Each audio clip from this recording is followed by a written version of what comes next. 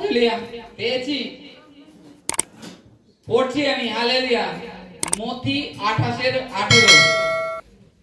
তখন যিশু নিকটে আসিয়া তাহাদের সহিত কথা কহিলেন, বলিলেন, স্বর্গ ও পৃথিবীতে সমস্ত কর্তৃত্ব আমাকে দত্ত হইয়াছে। অতএব তোমরা গিয়া সমুদয় জাতিকে শিষ্য করো, পিতা পুত্র পবিত্র আত্মার নামে তাহাদিগকে বাপ্তাইজিত করো। আমি তোমাদিগকে যাহা আজ্ঞা করি সে সমস্ত পালন করিতে তাহাদিগকে শিক্ষা দাও। আর দেখো, আমি যুগান্তের পর্যায়ে প্রতিদিন তোমাদের সঙ্গে সঙ্গে আছি। Amen, amen, hallelujah. কি বললেন যিশু? বললেন যে স্বর্গের ও পৃথিবীর সমস্ত কর্তৃত্ব কাকে দত্ত হয়েছে? প্রভু যিশুকে। স্বর্গ পৃথিবীর সমস্ত বিষয় কর্তৃত্ব তার উপরে দেওয়া হয়েছে। আর শিষ্যদেরকে তিনি বললেন, তোমরা গিয়ে সমুদায় জগতে শিষ্য করো, পিতা পুত্র পবিত্র আত্মার নামে তাদেরকে বাপ্তিস্ম করো আর সমস্ত আজ্ঞা পালন করতে শিক্ষা দাও। আজকে ঈশ্বরের, একটু আগে আমরা কি বললাম, যে আমাদের খালি বিশ্বাস করা উচিত, যে জারিরের কন্যাকে প্রভু বলল, বিশ্বাস করো, ভয় করো না, তাহাতে তোমার কন্যা সুস্থ হবে। এখানে বলছে যে স্বর্গ পৃথিবীর সমস্ত কিছুর কর্তৃত্ব অধিকার আমাকে দেয়া হয়েছে, আমাকে দেয়া হয়েছে। যা আছে পৃথিবীতে কিংবা স্বর্গতে সমস্ত কিছুর উপর অধিকার কাকে দিয়েছে? প্রভুকে দিয়েছে, পিতা পরমেশ্বর। তার উপরে কর্তৃত্ব করার, কাকে নাশ করার, কাউকে উৎপত্তি করার, নতুন তৈরি করার, সেটা ঈশ্বরের হাতে। আর আজকে যখন আমরা প্রভুর কাছে এসেছি, সেই যার কাছে অধিকার দেয়া হয়েছে তার চরণে এসেছি, তার উপরে যখন বিশ্বাস রেখেছি, তাহলে তিনি কি করবেন? আমাদের তো উঠাবেন নাকি? আর আমাদের তিনি একটা কাজ দিয়েছেন। কাজ কি? তোমরা সমুদায় জগতে যাও, সমুদায় জগতে যাও, গিয়ে শিষ্য করো। শিষ্য তিনি কিন্তু আর কিছু বলে দেননি। শিষ্য করো কি? পিতা পুত্র পবিত্র আত্মার নামে বাপ্তিস্ম করো। শিষ্য করো কি? যে বলো তাদের কাছে যে তোমাদের পাপ ভার সেই প্রভু যিশু ক্রুশে নিয়ে গেছেন, ত্রাণকর্তা এসেছেন, তোমরা পাপের জন্য তোমাদের জীবনে যা কিছু করছো সেই সমস্ত কিছু ত্যাগ করো। আজকে পৃথিবীতে প্রত্যেকটা মানুষ উদ্ধারের পিছনে দৌড়িয়ে আছে। কি করে উদ্ধার পাবে, কি করে মুক্তি লাভ করবে, তার জন্য এখানে যাচ্ছে, ওখানে যাচ্ছে, এদিক যাচ্ছে, ওদিক যাচ্ছে, তীর্থ করতে যায়, অনেক জায়গায় যায় মুক্তির জন্য। কিন্তু সেই মুক্তিটা যা যদি প্রভু যিশুর উপরে তারা বিশ্বাস করে আর বাপ্তিজম হয়, তাহলে তাদের সমস্ত পাপকে প্রভু ক্ষমা করে দেবেন।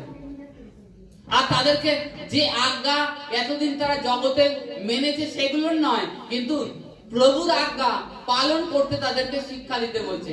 আজকে এটাই আমাদেরকে বলে রেখেছে ঈশ্বর, যে তোমরা সমুদায় জগতে গিয়ে বলো যে তোমাদের মুক্তির জন্য কোথাও যেতে হবে না। ঈশ্বর তোমাদের প্রভু, তিনি আমাদের পাপের ভার নিয়ে গেছেন। তোমরা নিজেদেরকে পাপী বলে নিজেরা মনে করো না, তাকে খালি গ্রহণ করো তোমাদের জীবনে, তাকে আহ্বান করো। তিনি আসবেন, তোমাদের হৃদয়কে ধৌত করবেন। যে হৃদয় তোমাদেরকে অন্ধকার বিষয়ে প্রকাশ করে, তোমার কুকর্মগুলোর মনে করিয়ে দেয়, সেই সমস্ত প্রভু ধুয়ে দেবেন। তুমি নিজেকে আর পাপী বলে মনে করবে না, পাপী বলে মনে করবে না। তখনই আমরা ঈশ্বরের শান্তিকে পাবো।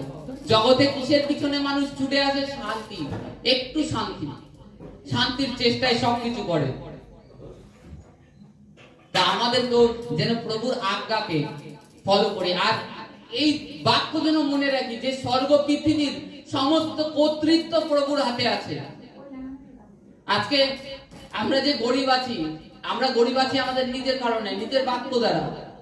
প্রভুর সন্তান, ঈশ্বরের সন্তান হয়েও আমরা ঘোষণা করি না, প্রভুর কাছে মন্দ হয়ে যাই, কিন্তু যেটা সঠিক, যেটা করলে মানে প্রভুর রাজ্যেরও ব্যবহৃত হতে পারবো, সেটা করি না।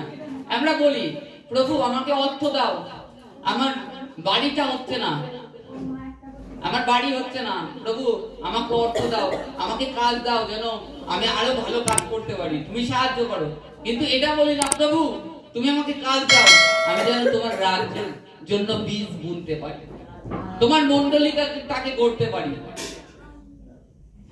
মন্দভাবে চাই, নিজেদের জন্য চাই, প্রভুর জন্য চাই না, এই জন্য পাই না, এর জন্য পাই না। প্রভুর জন্য যখন যাবো, তার রাজ্যের খোঁজ করবো, ঈশ্বর আমাদের সমস্ত কিছু দেবেন। সমস্ত অধিকার ঈশ্বরের হাতে, জীবন, মৃত্যু, অর্থ, সম্পদ, রোগ থেকে সুস্থ করার ক্ষমতা, স্বর্গ পৃথিবীর সমস্ত অধিকার প্রভুর হাতে রয়েছে।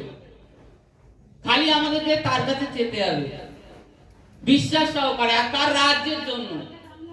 আমি আগে একদিন বলছিলাম আপনাদেরকে যে কলগেট কোম্পানির যে মালিক, সেই মালিক 50% শেয়ার, কলগেট কোম্পানির 50% শেয়ার যিশুর, প্রভু যিশুর নামে। তার যে ইনকাম হয় তার হাফটা ঈশ্বরের মিনিস্ট্রিতে যায়। এই আমরা দেখি আমাদের দেশে অনেক আগে মিশনারি আসতো ঈশ্বরের সুসমাচার করতে, সেই সব মিশনারিদেরকে এই কলগেট কোম্পানির থেকে, তারপরে আরো আদার্স ডোনাররা আছে, তারা ডোনেট করে যে তোমরা যাও সমুদায় জগতে সুসমাচার করো ঈশ্বরের, বলো প্রভু মুক্তিদাতা ঈশ্বর। কোলগেট কোম্পানি, বুঝতে পারছেন, ওয়ার্ল্ডের মধ্যে 1 নম্বর হচ্ছে ব্র্যান্ড কোলগেট, আমরা যে দিয়ে দাঁত মাজি, তার 50% শেয়ার, বুঝতে পারছেন তার মানে কতটা হয়। সেই 50% শেয়ার ঈশ্বরের রাজ্যে দেয়। তাই ঈশ্বর তাকে দেবে না, তার তাকে তুলবে।